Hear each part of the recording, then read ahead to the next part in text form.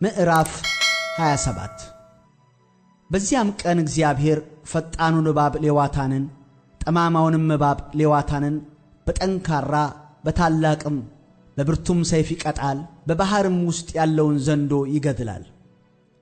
በዚያም ቀን ለተወደደው የወይን ቦታ ተቀኙለት። እኔ እግዚአብሔር ጠባቂው ነኝ፣ ሁል ጊዜ አጠጣዋለሁ፣ ማንም እንዳይጎዳው በሌሊትና በቀን እጠብቀዋለሁ። አልቆጣም።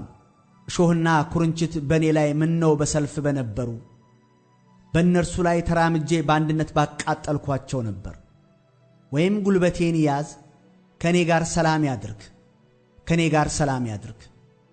በሚመጣው ዘመን ያዕቆብ ስር ይሰዳል፣ እስራኤልም ያብባል፣ ይጨበጭብማል፣ በፍሬያቸውም የዓለሙን ፊት ይሞላሉ። በውኑ የመቱትን እንደመታ እንዲሁ እርሱን መታውን? ወይስ እነርሱ እንደተገደሉበት መገደል እርሱ ተገድሎአልን? ነዳቸው፣ ሰደዳቸው፣ ቀሰፋቸው። የምሥራቅ ነፋስ እንደሚነፍስበት ቀን በጠንካራ ሐውሎ አስወገዳቸው። ስለዚህም የማምለኪያ ዐፀዶችና የፀሐይ ምስሎች ዳግመኛ እንዳይነሱ የመሠዊያውን ድንጋይ ሁሉ እንደ ደቀቀ እንደ ኖራ ድንጋይ ባደረገ ጊዜ እንዲሁ የያዕቆብ በደል ይሰረያል። ይህም ኀጢአትን የማስወገድ ፍሬ ሁሉ ነው። የተመሸገችው ከተማ ብቻዋን ሆነች፣ እንደ ምድረ በዳ ሆና የተፈታችና የተተወች መኖሪያ ናት። በዚያም ይተኛል፣ ቅርንጫፎቿንም ይበላል።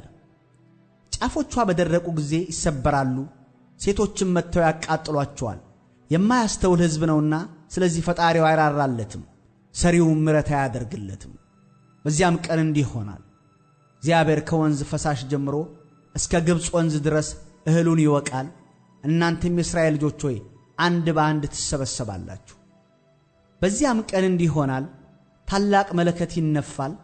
በአሦርም የጠፉ በግብፅ ምድርም የተሳደዱ ይመጣሉ።